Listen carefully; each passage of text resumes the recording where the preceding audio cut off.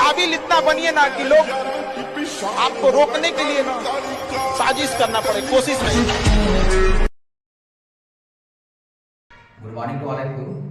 आज हम सभी क्लास 10 के चैप्टर प्रकाश का परावर्तन तथा अपवर्तन पढ़ने जा रहे हैं, जिसमें प्रकाश के परावर्तन और अपवर्तन का परिभाषा और इसके नियम हम लोग पहले वीडियो अपलोड कर चुके हैं।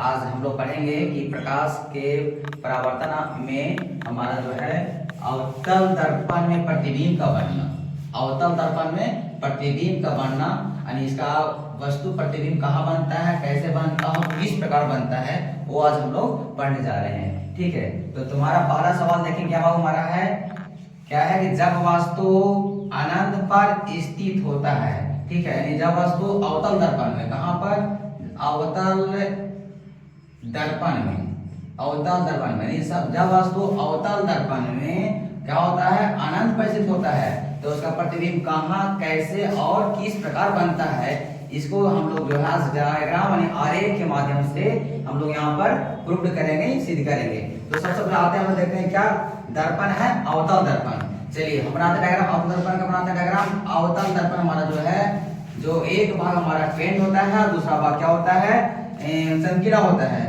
तो हम लोग और अवतल दर्पण किसे कहते हैं, जिसका अवतल दर्पण उसे कहते हैं जो बीच का भाग धंसा होता है ना, जिसका पृष्ठीय भाग परावर्तन से क्या होता है, धंसा होता है, उसे हम क्या बोलते हैं, अवतल दर्पण बोलते हैं। हमारे दर्पण नहीं, जब तक इसको हम लोग पेंट नहीं करेंगे तब तक हमारा दर्पण नहीं होगा। जब हम लोग इसको क्या करेंगे, बाहरी आरेख से क्या कर देंगे, पेंट कर देते हैं। ठीक है, जब हम लोग ऐसा पेंट कर दिए तो देखिए क्या हमारा ये हमारा इसका भाग धंसा हुआ है, नीचे सतह हमारा है, और ये क्या हमारा पेंट भाग है। तो हमारे कौन सा दर्पण हो गया, हमारा ये तुम्हारा हो गया जाकर हमारा ये अवतल दर्पण हो गया, अवतल दर्पण हो गया। ठीक है, अब हम बात करते हैं जो दर्पण है, दर्पण को हम लोग नाम भी दे सकते हैं, ए बी सी डी, जो देना आपको नाम अपने से दे देना हमको है। तो क्या करेंगे, हम दर्पण का नाम एम और एन दे देंगे। ठीक है, अब हम नाम दे दिए। अब हम लोग बनाने जाते हैं बाबू, क्या कहना है, दर्पण के बीच भाग यानी मिड पॉइंट तुम्हारा जहां आता है, यानी दर्पण के मिड पॉइंट हमारे यहाँ आ रहा है, इसको क्या करेंगे हम लोग, इस मिड पॉइंट को हम लोग पी देते हैं। पी क्या होता है, पी फॉर पोल होता है, पोल में क्या होता है, ध्रुव होता है, ध्रुव। और ध्रुव मतलब क्या होता है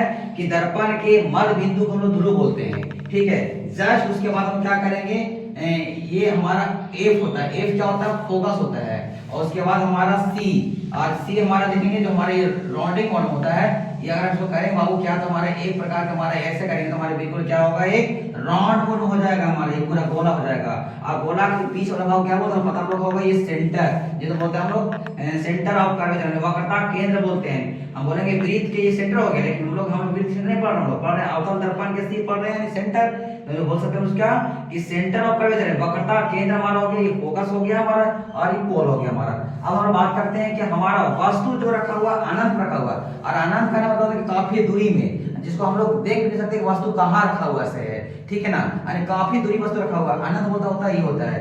चलिए हम लोग अनंत बात कर रहे हैं, तो अनंत मतलब होता है कि जो वस्तु जो है काफी दूरी पर हमारा स्थित है। ठीक है, अब हम लोग क्या करेंगे, वस्तु हम लोग मतलब ए पी एफ और सी के इधर कहीं भी रख देंगे हम लोग, तो हमारा समझ लो कि वस्तु हमारा अनंत पर मारा हुआ है। चलिए हम लोग क्या करें कि ए बी हमारा जो है एक वस्तु है, जो हम लोग यहाँ पे इंडिकेट कर दिए ऐसे रेखा के माध्यम से। अब क्या करेंगे कि हम लोग देखते हैं क्या कि जब वस्तु अनंत पर स्थित होता है तो उसका प्रतिबिंब कहाँ बनता है, उसका प्रतिबिंब जो बनता है वो क्या बनता है, फोकस पर बनता है। कहाँ बनता है, फोकस बनता है। जब वस्तु अनंत में होता है तो उसका प्रतिबिंब फोकस बनेगा, और क्या बनेगा, वास्तविक बनेगा। और वस्तु का अपेक्षा छोटा, जानने में कहते हैं कि अगर वस्तु बहुत दूर में है तो दूरी से अगर नीचे देखते हैं वस्तु क्या दिखाई पड़ता है, छोटा दिखाई पड़ता है। तो वास्तविक वस्तु का अपेक्षा छोटा, जितना बड़ा वस्तु रहेगा उससे क्या बनेगा, छोटा बनेगा। और कैसा बनेगा, उल्टा बनेगा।